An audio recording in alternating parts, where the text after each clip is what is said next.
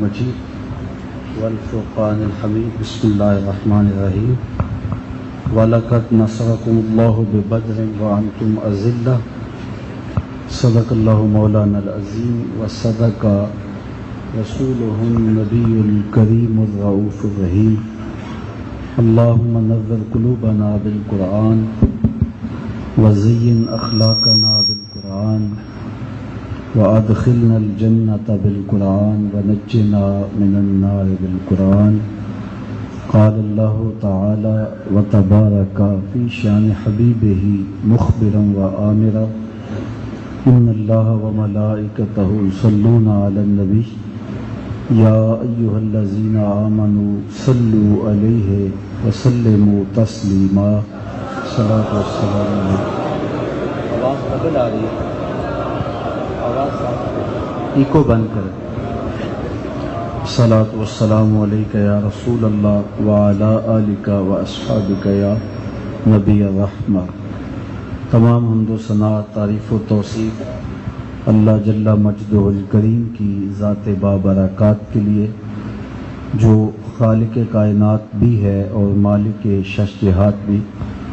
اللہ جل وعلا کی حمد و ثنا کے بعد رسول رحمت، شفیع معظم، نبی محتشم، اللہ کے پیارے، امت کے سہارے، رب کے محبوب، دانائے غیوب، مالک رقاب امم، فخر عرب و عجم، والی کون و مکان، سیاہ لا مکان، سید انس و جاں، سرور لالا رخاں، نیر تاباں، سر نشین مہوشاں، ماہ خوباں، شہنشاہ حسینہ، تتمہ دوراں، سر خیل زہرہ جمالاں، جلوہ صبح ازل، نور ذات لم یزل، باعث تکوین عالم، فخر آدم و بنی آدم، نیر بطحا، رازدار ما اوہا، شاہد ما طغا، صاحب علم نشرہ، معصوم آمنہ احمد مجتبیٰ، حضرت محمد مصطفیٰ صلی اللہ علیہ وآلہ وسلم کے حضور ناز میں اپنی عقیدتوں، ارادتوں اور محبتوں کا خراج پیش کرنے کے بعد واجب الاحترام، ذوی الاحتشام، معزز و مکرم سامعین، خواتین و حضرات، السلام علیکم ورحمۃ اللہ وبرکاتہ۔ حضور نبی رحمت صلی اللہ علیہ وآلہ وسلم نے مکہ المکرمہ میں دعوت دین کا آغاز کیا تو کفار مکہ کی جانب سے مشکلات کھڑی کی گئیں۔ تاریخ کے اوراق میں ان دردناک واقعات کا تذکرہ موجود ہے جو حضور علیہ السلام کو اور حضور کے ماننے والوں کو برداشت کرنے پڑے۔ بچھتے ہوئے کانٹے، کھودے جانے والے گڑھے، ڈالی جانے والی اوجریاں اور کیا کیا مسائل نہیں تھے جن کا حضور اور حضور کے غلاموں نے سامنا نہیں کیا۔ مسلسل 13 سال کی محنت کے بعد جب لوگوں نے خاطر خواہ اس دعوت کو قبول نہیں کیا تو اللہ کے اذن سے حضور نے ہجرت کا ارادہ کیا۔ اللہ تعالیٰ نے اپنے محبوب کو اختیار دیا، یا تو وہ بحرین کی جانب ہجرت کر جائیں اور یا مدینہ المنورہ کی جانب ہجرت کر جائیں، تو حضور نے مدینہ المنورہ کو ہجرت گاہ کے لیے پسند کیا۔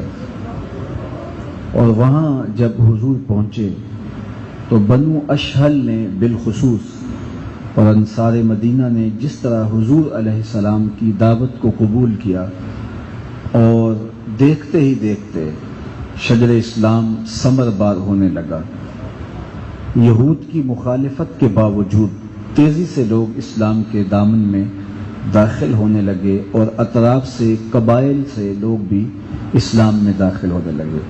تو قریش مکہ کو اچھا نہ لگا اسلام کا پھلنا، پھولنا اور پھیلنا، تو انہوں نے کوئی بہانہ اور کوئی ذریعہ ایسا ملے کہ وہ مسلمانوں پر حملہ آور ہوں تو عمر حضرمی کا قتل اور ابو سفیان کے قافلے کے حوالے سے انہیں تحریک ملی اور وہ 1000 کا لشکر لے کر مکہ سے مدینہ المنورہ کی طرف پیش قدمی کرنے لگے۔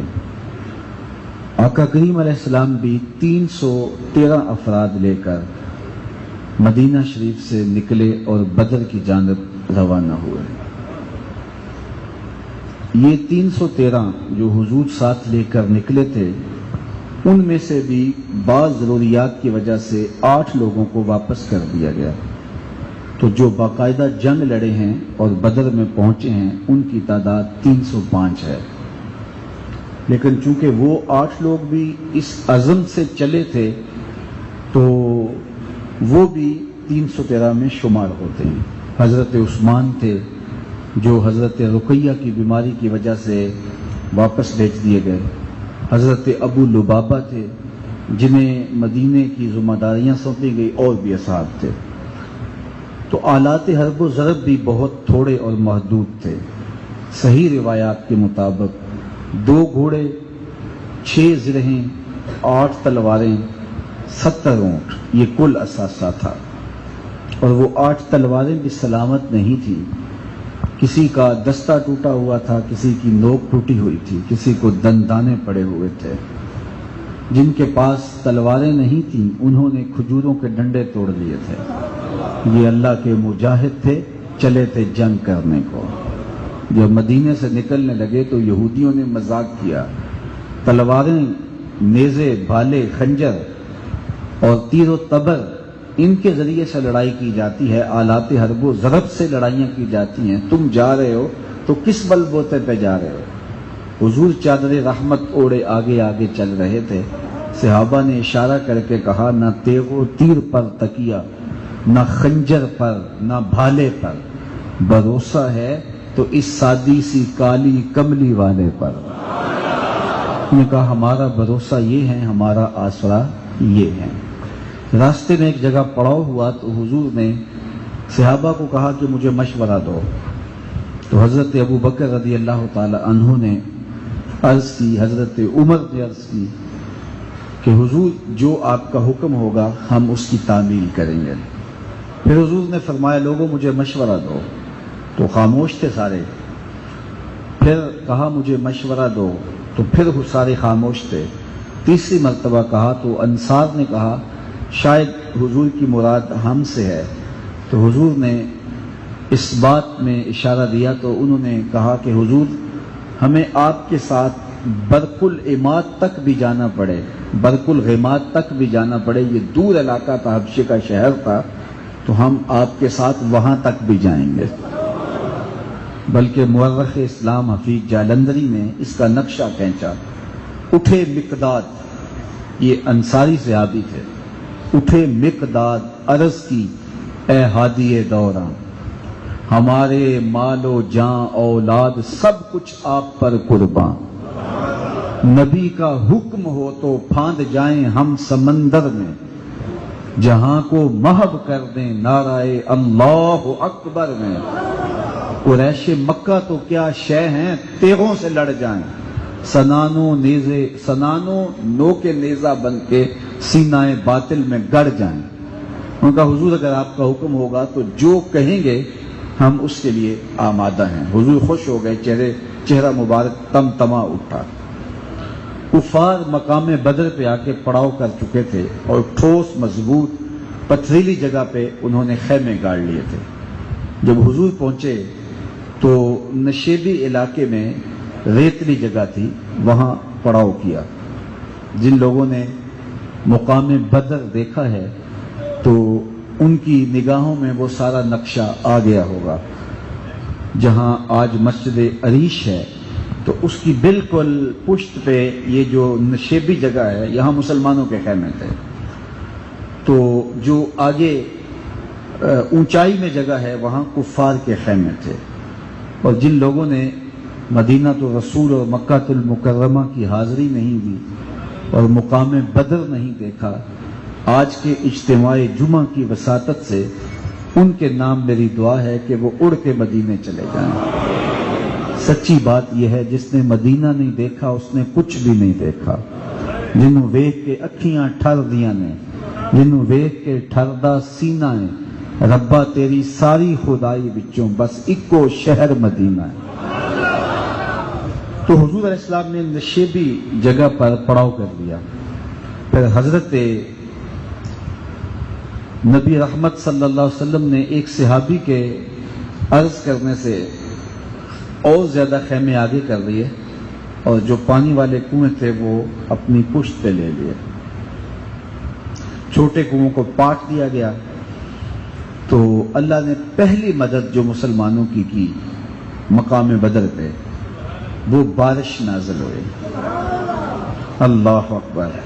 تو بارش نازل ہونے سے ریتلی زمین میں جماؤ آ گیا اور پتھریلی زمین پر پھسلن ہو گئی، اور مسلمانوں نے زمین کھود کر کے حوض بنا لیا اور پانی جمع کر لیا، اور کفار کے لیے یہ ممکن نہ ہوا، اور اسی لیے وہ اس دن پیاس سے تڑپنے لگے۔ لیکن یہ تاریخ کا روشن حوالہ ہے کہ جب پیاس سے نڈھال ہوئے، انہوں نے کہا کہ ان سے پانی مانگو۔ تو صحابہ سے کہا کہ ہمیں پانی دو، تو انہوں نے اپنے آقا و مولا سے کہا، تو حضور نے فرمایا راستے کھول دو، جتنا پانی چاہیے یہ لے لیں۔ اللہ اکبر۔ تاریخ میں آپ نے ایسی مثال نہیں پڑھی ہوگی کہ دشمن جو خون کا پیاسا بن کے آیا ہے، اس کے لیے جو ہے وہ پانی یوں فراہم کیا جائے۔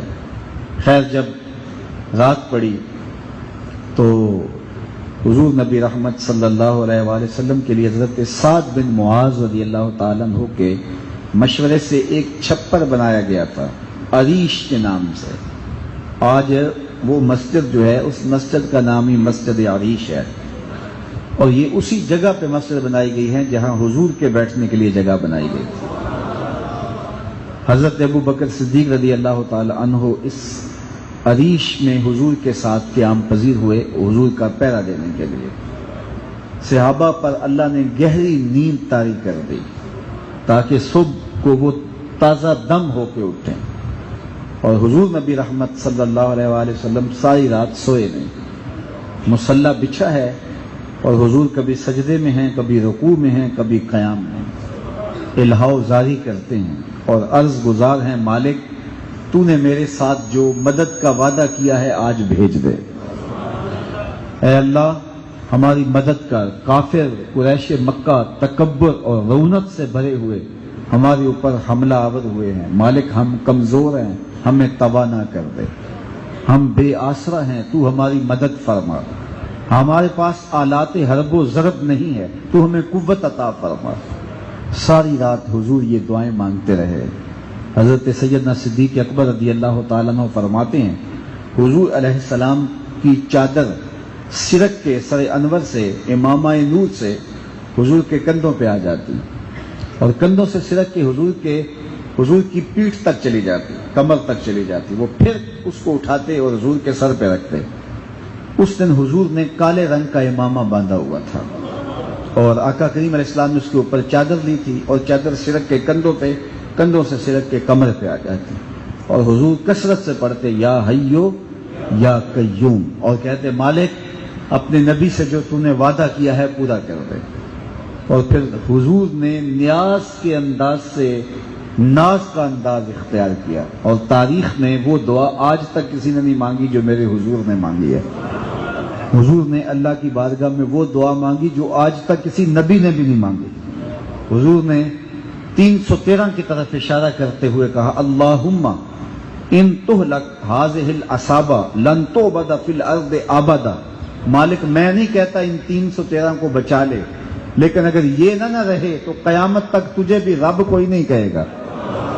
یہ ناز والی دعا تھی حضور کی، اللہ اکبر۔ اور پھر حضور ساری رات یوں الہاؤ زاری کرتے رہے۔ صبح ہوئی تو حضور علیہ السلام کی پھر بھی یہی حالت تھی، تو حضرت جبریل امین رضی اللہ تعالی، حضرت صدیق اکبر رضی اللہ تعالیٰ عنہ بار بار کہتے حضور بس کرو، لیکن حضور علیہ السلام الہاؤ زاری کر رہے تھے۔ اچانک حضور کے چہرے پہ مسرت کے آثار آئے، اور حضور نے فرمایا ابشر یا ابا بکر ھذا جبریل آخذ بعنان فرسہ، اے ابو بکر مبارک ہو، یہ جبریل امین آ گئے ہیں، اللہ کی مدد لے کر آ گئے ہیں، اللہ کی مدد لے کر آ گئے ہیں، اور انہوں نے گھوڑے کی باگ کو پکڑا ہوا ہے۔ اللہ اکبر۔ اور جبریل اللہ کی مدد، نصرت اور فرشتوں کو لے کر مسلمانوں کے دلوں کو مضبوط کرنے کے لیے، اس جنگ میں شریک ہونے کے لیے حاضر خدمت ہوئے۔ اللہ اکبر۔ یہ اللہ کی مدد تھی۔ وَلَقَدْ نَصَرَكُمُ اللَّهُ بِبَدْرٍ وَأَنْتُمْ أَذِلَّةٌ، کہا ہم نے بدر میں تمہاری مدد کی جب تم بہت تھوڑے تھے اور بے سر و سامان تھے۔ جب لشکر آمنے سامنے ہونے لگے تو ایک رات قبل ابو جہل نے اپنے جاسوس عمیر بن وہب کو کہا جاؤ دیکھ کر کے آؤ مسلمانوں کی تعداد کتنی ہے۔ تو عمیر بن وہب گیا تو واپس آ کر اس نے جو رپورٹ دی وہ ابو جہل کے لیے بڑی حوصلہ افزا تھی۔ اس نے کہا کہ میں خوب وادیاں ٹیلے دیکھ آیا ہوں، پیچھے کمک بھی نہیں ہے، تو جو ان کا لشکر ہے وہ میرا اندازہ ہے 3 اونٹ کھا سکتا ہے۔ مطلب کیا 300 سے کچھ اوپر ہیں یا کچھ نیچے ہیں۔ تو ابو جہل بڑا خوش ہوا، صنادید قریش کو اپنے خیمے میں بلایا اور بلا کے کہنے لگا کہ عمیر بن وہب کی رپورٹ سنو کہ یہ بتا رہا ہے کہ 300 کے قریب ان کی تعداد ہے، آلات حرب و ضرب بھی ان کے پاس نہیں ہے، تو اگر یہ رپورٹ جو دے رہا ہے یہ سچ ہے تو پھر صبح لڑائی کی نوبت نہیں آئے گی۔ صبح رسیاں اکٹھی کرو، انہیں پکڑتے جائیں گے، جکڑتے جائیں گے، اونٹوں کے ساتھ باندھ دیں گے اور پھر ان کو سین حرم میں لے کر دیواروں کے ساتھ جکڑ دیں گے، لوگوں کو بتائیں گے نئے دین کہ یہ دعوے دار تھے اور دیکھو ان کا کیا حال ہوا۔ وہ پہلے ہی بڑا متکبرانہ انداز سے کہتا تھا 360 خداؤں کا ایک خدا مقابلہ بھی کیا کر سکتا ہے، تو وہ کہتا میں پہلے ہی کہتا تھا۔ تو اب یہ تھوڑے سے لوگ ہیں تو صبح لڑائی نہیں ہونی، بلکہ صبح تو ان کو پکڑنا ہے اور رسیوں کے ساتھ جکڑنا ہے اور جو ہے ان کو باندھ کر کے ہم نے حرم میں لے جانا ہے۔ بلکہ ایک کافر کہنے لگا کہ ان کے لیے تو ہماری عورتیں کافی تھیں اور وہ ان کو اپنی آستینوں سے مار مار کے بھگا دیتے ہیں۔ تو جب یہ رونق بھرے جملے کہے گئے تو عمیر جو مسلمانوں کے جذبے دیکھ کے آیا تھا اس نے ایک تاریخ کا جملہ کہا جو ابن حشام نے اپنی سیرت میں لکھا، اور ابن حشام کی سیرت نبویہ سیرت پر جو ہے وہ لکھی جانے والی پہلی کتاب ہے۔ اس نے کہا کہ تم یہ بات کرتے ہو کہ رسیاں اکٹھی کرو، لڑائی کی نوبت نہیں آئے گی، لیکن میری پوری رپورٹ سن لو۔ اس نے کہا وَلَٰكِن رَأَيْتُ يَا مَعْشَرَ قُرَيْشَ الْمَنَايَا تَحْمِلُ الْبَلَايَا، اے قریش کے سرداروں تکبر اور رعونت میں نہ آؤ، میں اپنی ان آنکھوں سے دیکھ کے آیا ہوں کہ یثرب کی اونٹنیاں اپنی پشتوں پہ میری موتیں اٹھا لائی ہیں اور وہ زخمی سانپوں کی طرح پیچ و تاب کھا رہے ہیں، اور کل ان میں سے کوئی مرے گا نہیں جب تک تم میں سے ایک ایک کو لڑ نہیں جاتا، اور اگر اتنے بندے تمہارے مارے جائیں تو پھر افسوس ہے تمہارے جینے پر۔ تم کہتے ہو کہ رسیاں اکٹھی کرو، میرا مشورہ یہ ہے رات کی تاریکی میں بھاگ سکتے ہو تو بھاگ جاؤ، اس قوم سے لڑنا تمہارے بس کا روگ نہیں جو مرنے کے لیے آئی ہے۔ اللہ اکبر۔ بلکہ ابو جہل نے ایک اور جاسوس بھیجا کہ کہا جا تو دیکھ کے آ، تو اس نے آ کے جو رپورٹ دی اس نے یہ کہا کہ میں نے دیکھا ہے جس طرح چمڑے کے اندر کنکر ہوتے ہوں، جس طرح چمڑے کے اندر کنکر ہوں اور جب تمہارے پاس آئیں گے تو پھٹ جائیں گے۔ تو گویا دوسرے لفظوں میں اس نے اپنے زبان میں کہا کہ وہ بم ہیں اور پھٹ جائیں گے اور تمہارا کچھ نہیں رہے گا۔ تو کہا کہ ان کا مقابلہ نہ کرو، لیکن رعونت، تکبر، فخر سے ابو جہل بھرا ہوا تھا اور وہ کہہ رہا تھا کہ ہر صورت مقابلہ ہوگا، یہ تو ہمیں موقع ملا ہے۔ حکیم بن حزام نے کوشش بھی کی کہ کس طرح سے یہ لڑائی ٹل جائے، اخنس بن شریک نے کوشش کی کہ کس طرح لڑائی ٹل جائے، اور بھی لوگوں نے کوشش کی، لیکن ابو جہل کہتا تھا کہ نہیں، کسی صورت کے اندر لڑائی نہیں ٹلے گی، ہم ان کا کام تمام کر دیں گے اور یہ قضیہ ختم ہو جائے گا۔ اللہ اکبر۔ حضور نبی رحمت صلی اللہ علیہ وسلم نے پوچھا کہ کون کون آیا ہے، تو لوگوں نے بتایا کہ فلاں فلاں فلاں آیا ہے۔ تو حضور نے صحابہ سے فرمایا مکے نے اپنے جگر کے ٹکڑے تمہارے سامنے رکھ دیے ہیں. اور پھر صحیح بخاری میں روایت ہے اور تمام کتب سیر میں موجود ہے اور بھی کتب حدیث میں موجود ہے.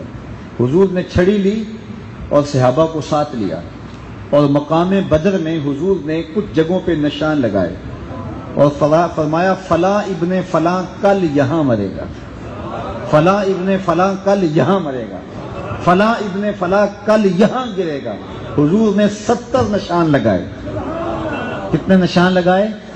70. صحابہ فرماتے ہیں اگلے دن جب ہم نے لاشیں اٹھائیں تو ان نشانات سے 1 انچ بھی کوئی دائیں بائیں نہیں تھا.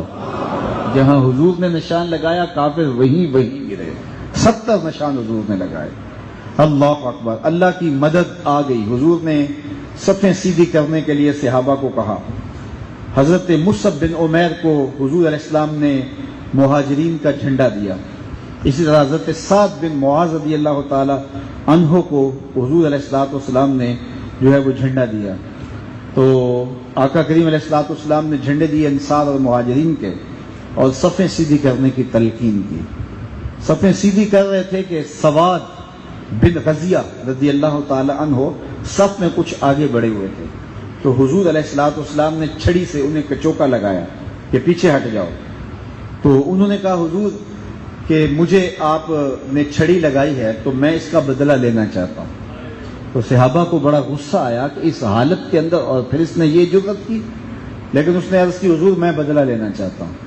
اللہ اکبر. حضور علیہ السلام نے زرہ کے بٹن کھول دیے اور حضرت سواد بن غزیہ رضی اللہ تعالیٰ عنہ آگے بڑھے اور حضور کے بطن کو چومنا شروع کر دیا اور کہا میرے ماں باپ آپ پر فدا ہوں، میرا یہی ارادہ تھا.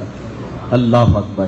سواد بن عمر رضی اللہ تعالیٰ عنہ ایک صحابی ہیں، انہوں نے بھی یہ کام کیا تھا لیکن وہ جنگی حالت میں نہیں تھا. وہ حضور سے مذاق کر لیتے تھے، حضور ان سے مذاق کر لیتے تھے. ایک انہوں نے کوئی مذاق کی بات کی تو حضور نے خوشی میں ان کو چھڑی کا کچوکا لگایا. تو انہوں نے کہا کہ حضور میں نے بدلہ لینا ہے. تو ان کا نام بھی سواد تھا، ان کا نام بھی سواد ہے، لیکن وہ سواد بن عمر تھے، یہ سواد بن غزیہ رضی اللہ تعالیٰ عنہ ہے. تو انہوں نے کہا حضور میں نے بدلہ لینا ہے. تو پھر حضور نے بٹن کھول دیے، یہ بطن اطہر کو چومنے لگے. حضور نے فرمایا تجھے اس بات پہ کس نے ابھارا؟ عرض کی حضور منظر آپ کے سامنے ہے، ہو سکتا ہے اس جنگ میں میں کام آ جاؤں. تو میری آرزو یہ ہے آخری لمحے آپ کے بدن سے میرا بدن تو چھو جائے نا. اللہ اکبر. حضور نبی رحمت صلی اللہ علیہ وآلہ وسلم نے حضرت معاذ، حضرت معوذ اور حضرت عوف رضی اللہ تعالی عنہ کو فرمایا کہ تم تیار ہو جاؤ اور کفار کے مقابلے میں جانا ہے. کفار نے رجز پڑا اور اونچی جگہ پہ کھڑے ہو کے انہوں نے کہا کہ لنا عزا ولا عزا لکم، لنا الحبل ولا حبل لکم. ہمارے پاس عزا ہے، آپ کے پاس عزا نہیں ہے. ہمارے پاس حبل ہے، یہ ان کے بتوں کے نام ہے، تو آپ کے پاس حبل نہیں ہے. ہمارے پاس لات ہے، آپ کے پاس لات نہیں ہے. ہمارے پاس منات ہے، آپ کے پاس منات نہیں ہے. ہمارے پاس یعوس ہے، آپ کے پاس یعوس نہیں ہے. اپنے خداؤں کا، جھوٹے معبودوں کا نام لے کے تو وہ اس طرح رجز پڑھ رہے تھے کہ لنا عزا ولا عزا لکم، ہمارے پاس عزا ہے، تمہارے پاس عزا نہیں. حضور نے حضرت علی المرتضیٰ کو کہا تم بھی اونچی جگہ پہ کھڑے ہو جاؤ اور تم کہو اللہ مولانا ولا مولا لکم، اللہ ہمارا مولا ہے، تمہارا کوئی مددگار ہی نہیں ہے. اللہ اکبر. حضور علیہ السلام نے فرمایا صف سیدھی کر لو. انہوں نے رجز پڑھا. عتبہ، شیبہ اور ولید یہ تینوں میدان میں آئے. تو حضرت معاذ، حضرت معوذ بن افرا رضی اللہ تعالی عنہما اور حضرت یہ انہوں نے کہا نہیں آپ ہمارے جوڑ کے نہیں ہو، کوئی قریشی بھیجو. تو وہ واپس آ گیا. اس کی حضور یہ بڑے متکبر ہیں. حضور نے فرمایا قم یا عبیدہ، قم یا حمزہ، قم یا علی. علی اب تم اٹھو، عبیدہ تم اٹھو، حمزہ تم اٹھو. پھر یہ تین شیر اٹھے. جب مقابلے میں گئے تو انہوں نے کہا ہاں اکفاؤن کرامن، اب جوڑ ہوا نا، اب لڑائی ہوگی.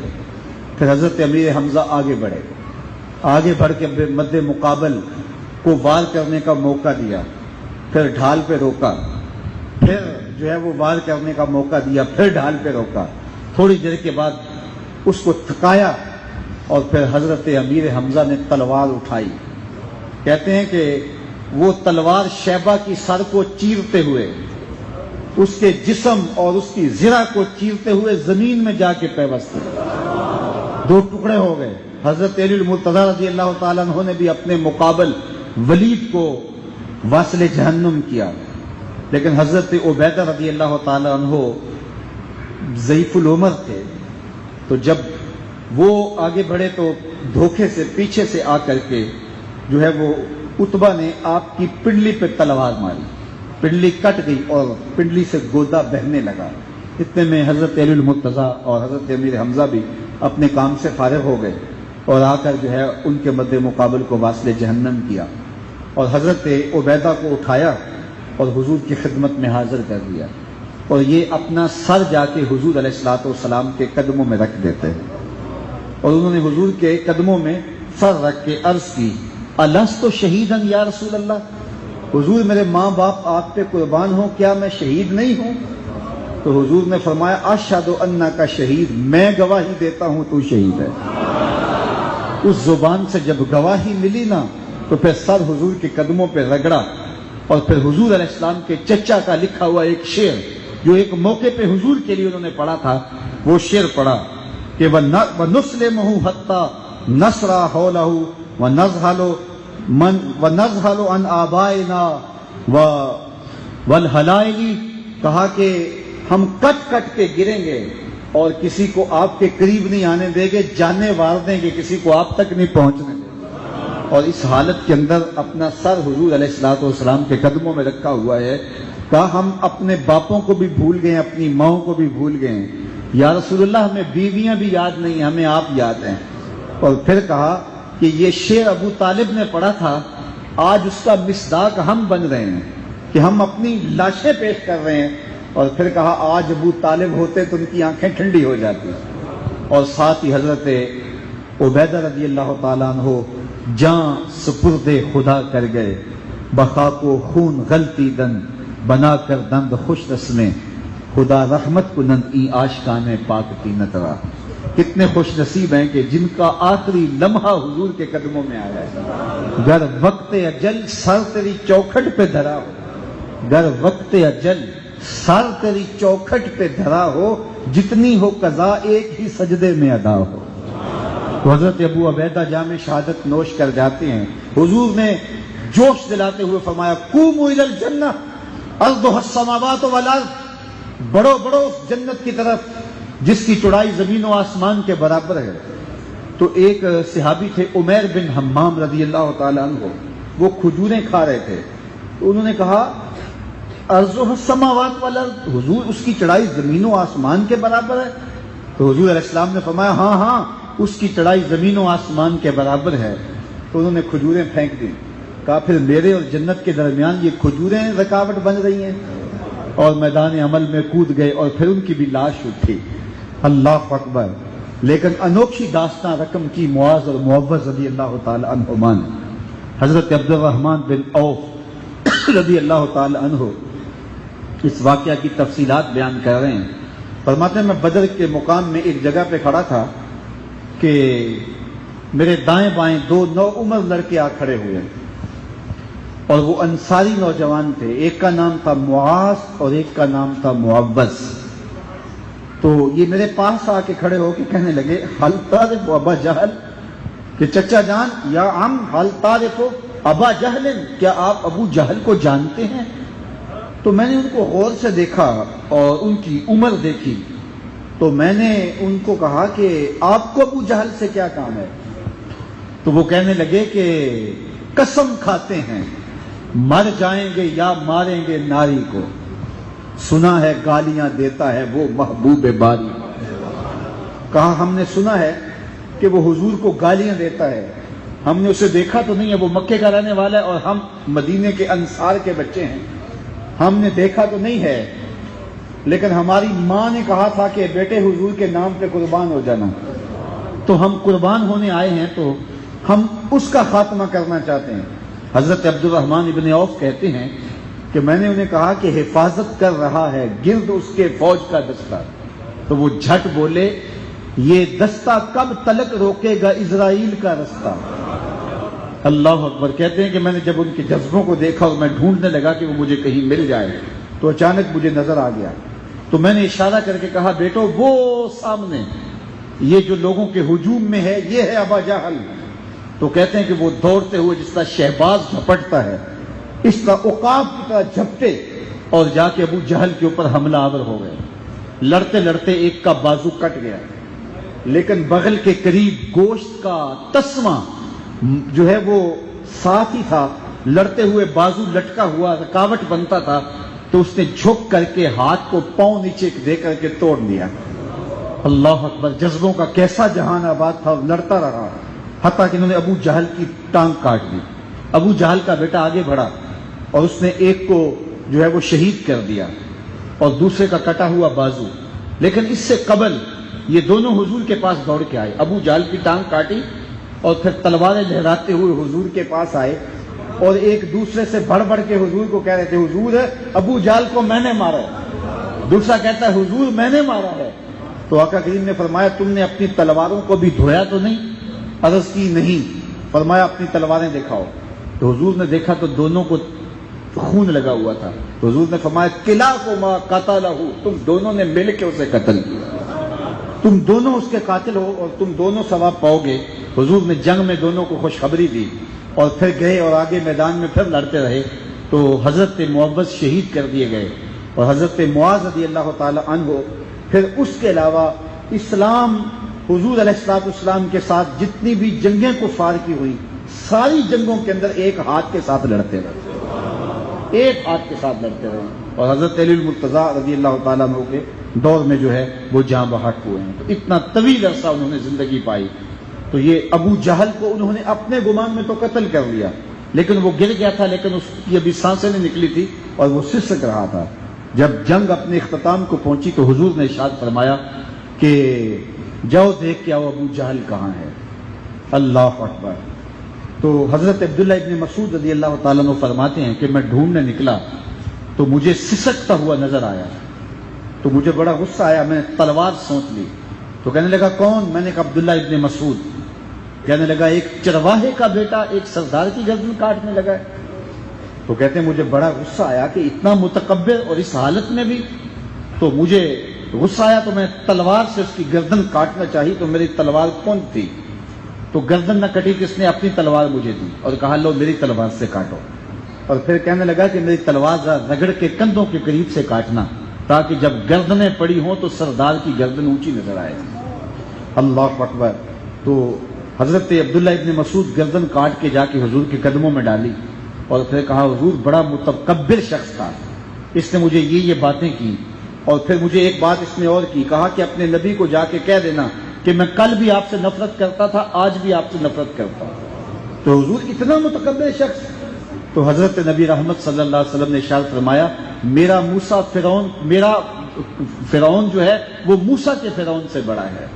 وہ تو مرتے ہوئے ڈوبتے ہوئے ہاتھ جوڑ کے کہنے لگا آمنت برب موسیٰ و ہارون، میں موسیٰ اور ہارون کے رب پہ ایمان لایا. لیکن یہ اتنا بدبخت ہے کہ مرتے ہوئے بھی اس کا تکبر ختم نہیں ہوا. تو اس طرح ابو جہل واصل جہنم ہوا. اس طرح شیبہ بھی، عتبہ بھی اور بہت سارے لوگ. امیہ بن خلف کہتے ہیں کہ حضرت عبد الرحمن ابن عوف کہتے ہیں کہ رسول اللہ صلی اللہ علیہ وسلم نے میرا نام بدل دیا. میرا نام جو تھا وہ عبد عمر تھا، حضور نے بدل کے میرا نام رکھ دیا عبد الرحمن. تو امیہ بن خلف زمانہ کفر میں میرا یار تھا. تو مجھے کہنے لگا کہ یہ تمہارے نبی نے تمہارا کیا نام رکھ دیا؟ تو میں نے کہا جو رکھ دیا سو رکھ دیا. تو اس نے کہا کہ میں تو رحمان کے لفظ سے آشنا نہیں ہوں تو میں آپ کو عبد الالہ کہا کروں گا. تو وہ مجھے عبد الالہ کہہ کے پکارا کرتا تھا. کہتے ہیں کہ یہ امیہ بن خلف جو ہے وہ بھاگا آ رہا تھا. تو میں کہیں جا رہا تھا تو آواز آئی کہ یا عبد عمر. تو میں چونکہ پرانا میرا نام تھا میں بھول گیا ہوا تھا اور مجھے کبھی اس نام سے پکارا بھی نہیں تھا تو میں نے توجہ نہ دی. تو پھر آواز آئی یا عبد الالہ. تو میں سمجھ گیا کہ یہ امیہ بن خلف ہے. تو میں نے پلٹ کے دیکھا تو امیہ بن خلف تھا جو حضرت بلال حبشی کا آقا رہا اور بڑی اذیتیں ان کو دی. تو مجھے کہنے لگا مجھے امان دے دو. تو میں زریں اکٹھی کر رہا تھا. وہ کہنے لگا زروں سے میرا وجود قیمتی ہے, تجھے میرے سے زیادہ فائدہ ہوگا. تو کہتے ہیں کہ میں نے واقعی اس کو پکڑ لیا. ادھر سے حضرت بلال حبشی کہیں آ رہے تھے, انہوں نے دیکھ لیا. انہوں نے کہا لا نجوت راس الکفر امیہ بن خلف, لا نجوت ان نجا, یہ کفر کا سرغنہ امیہ بن خلف ہے, اگر یہ بچ گیا تو پھر جو ہے وہ میرے جینے کا کیا باقی رہ جائے گا. تو کہتے ہیں میں نے بلال کو کہا میں نے اس کو امان دی ہے, اس کو میں نے قیدی بنایا ہے, تو تم اسے قتل نہ کرنا. لیکن بلال حبشی بڑے غصے میں تھے. انہوں نے انصار کو آواز دی, کہا انصار مدینہ آؤ میری مدد کے لیے, کفر کا سرغنہ ہے.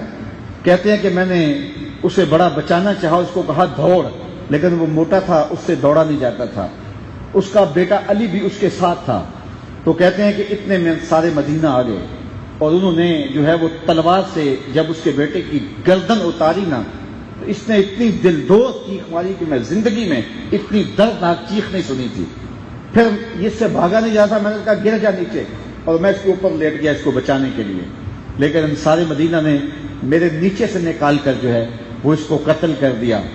تو فرماتے ہیں کہ ساری زندگی حضرت عبد الرحمن ابن عوف کہا کرتے تھے اللہ بلال کا بھلا کرے, میری زرہیں بھی گئی, میرا قیدی بھی گیا. تو اس طرح اس کو قتل کیا گیا اور عجیب ماحول تھا. اچھا ایک ایک کر کے جب مسلمان قتل ہو رہے تھے تو کافر چونکہ تعداد میں زیادہ تھے, ایک کافر مرتا اس کی جگہ دو آ کھڑے ہوتے, اور مسلمانوں کی تعداد جو ہے وہ تھوڑی تھی. تو ایک لمحے کے لیے مسلمانوں کے دل کے اندر گھبراہٹ کے سے آثار ہوئے, لیکن ادھر اللہ کی مدد آ گئی. حضور نبی رحمت صلی اللہ علیہ وسلم مصلی سے اٹھ کر کے جو ہے وہ تشریف لائے میدان بدر میں, اور ہاتھ میں حضور نے کنکر پکڑے ہوئے تھے, اور ایسے حضور نے کنکر پکڑ کے کافروں کی طرف پھینکے. شاہت الوجوہ اللہم ارعب قلوبہم وزلزل اقدامہم, اے اللہ ان کے قدم اکھیڑ دے, اور میرے مالک جو ہے وہ ان کے قدم اکھیڑ دے, اور ان کے جو ہے ان کے منہ ہٹا دے, منہ موڑ دے. بس حضور نے وہ کنکر کیا پھینکے تھے کہ وہ ان کے آنکھوں میں جا کے لگے, اور وہ جو ہے وہ ان کے اندر بھگدڑ مچ گئی. مسلمان پہلے تو ایک دم سراسیمگی کے عالم میں تھے, لاشیں کٹ کٹ کے گر رہے تھے, 14 لوگ شہید ہو گئے تھے, اور وہ ایک ہی جگہ 4 آدمی لے آتے تھے. مسلمانوں کی تعداد بھی نہیں تھی, اسلحے بھی نہیں تھے. لیکن جب حضور آئے نا اٹھ کے, پھر رنگ ہی بدل گیا.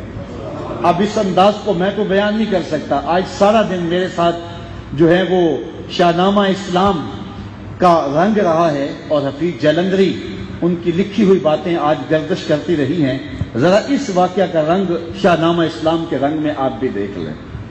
فلک سہما ہوا تھا کافروں کی چیرہ دستی سے, جنگ کا پانسا عجیب تھا. مسلمان 14 لاشیں گر گئی تھی, اور آلات حرب و ضرب بھی نہیں تھے. حضور مصلی پہ بیٹھ کے اللہ کی مدد مانگ رہے تھے, مالک تیری مدد کب آئے گی, ادھر لاشیں گر رہی تھی. فلک سہما ہوا تھا کافروں کی چیرہ دستی سے, زمین شک ہو رہی تھی غلبہ باطل پرستی سے. مسلط تھا اگر اندیشہ باطل فضاؤں پر, سو مجبوری کا ایک سکتہ سا طاری تھا ہواؤں پر. ایک عجیب کیفیت تھی. پھر کیا ہوا, ذرا بدر کے میدان میں تصور میں چلے جائیں کہ مسلمانوں کے لاشیں کٹ کٹ کے گرنے لگے, اور کافر ایک ہی جگہ 4 آ کے کھڑے ہو جاتے. ان کے پاس تلواریں بھی نہیں تھی, ماحول میں سراسیمگی سی تھی. حضور علیہ الصلوۃ والسلام مسجد عریش میں رب سے دعائیں مانگ رہے تھے. پھر اللہ کی مدد آئی. حضور نے صحابہ کو پریشان دیکھا, تو پھر کیا ہوا, اللہ اکبر. مگر جب کملی والا آ گیا اٹھ کر مصلی سے, مگر جب کملی والا آ گیا اٹھ کر مصلی سے, خدائی ہو گئی محفوظ شیطانوں کے حلے سے. صدائے نعرہ تکبیر سے تھرا اٹھی وادی. ایسے حضور نے ہاتھ میں کنکر پکڑے اور نعرہ تکبیر لگایا. صدائے نعرہ تکبیر سے تھرا اٹھی وادی, کہ امت کے ضعیفوں کی مدد کو آ گیا ہادی. رسول پاک نے کفار کی جانب نظر ڈالی, جلالت آفری چہرے سے کملی, اور بجلیوں نے آگ سی باطل کے خرمن میں. رسالت پر رسالت کا جلالی رنگ تھا طاری، اٹھائی ایک مٹھی خاک اور کفار پر ماری، مٹی دشمن کی شوکت، آج پرچم گر گئے سارے، جلالے حق سے پیٹھے مڑ گئی، منہ پھر گئے سارے، نہتوں کو سہارا مل گیا دستے پیمبر سے، زمانہ گونج اٹھا نعرہ اللہ اکبر۔ جب حضور نے کنکر پھینکے تو کفار میں سراسیم بھی پھیل گئی اور وہ دم دبا کے بھاگنے لگے، حتیٰ کہ خیموں کی رسیاں ان کے پاؤں میں اڑنے لگیں اور وہ گرنے لگے اور مسلمان پیچھے بھاگ بھاگ کے ان کو قتل کرنے لگے، اللہ اکبر، ان کو قیدی بنانے لگے۔ 70 کافر مارے گئے، 70 کافر قیدی ہو گئے، باقی دم دبا کے بھاگ گئے۔ امیہ بھی مارا گیا، شیبہ بھی مارا گیا، عتبہ بھی مارا گیا، ولید بھی مارا گیا، ابو البختری بھی مارا گیا، اور جو ہے وہ باقی بھی ابو جہل کفر کا سرغنہ وہ بھی قتل کر دیا گیا، اور 70 لوگ جو ہے وہ ان کے قیدی بنا لیے گئے۔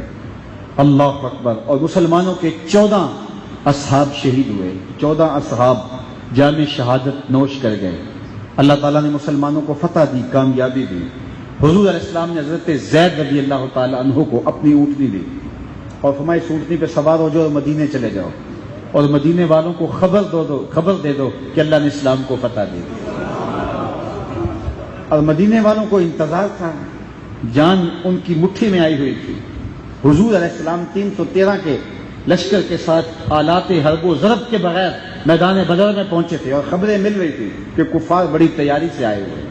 تو خواتین، عورتیں، بچے، بوڑھے، جوان جو وہاں رہ گئے تھے وہ بہت عجیب مخمصے کی، پریشانی کی حالت میں تھے کہ حضرت زید پہنچے اور جا کے کہا لوگوں مبارک ہو، اب مبارک ہو کہ اللہ نے مسلمانوں کو فتح دے دی، مسلمانوں کو کامیابی دے دی۔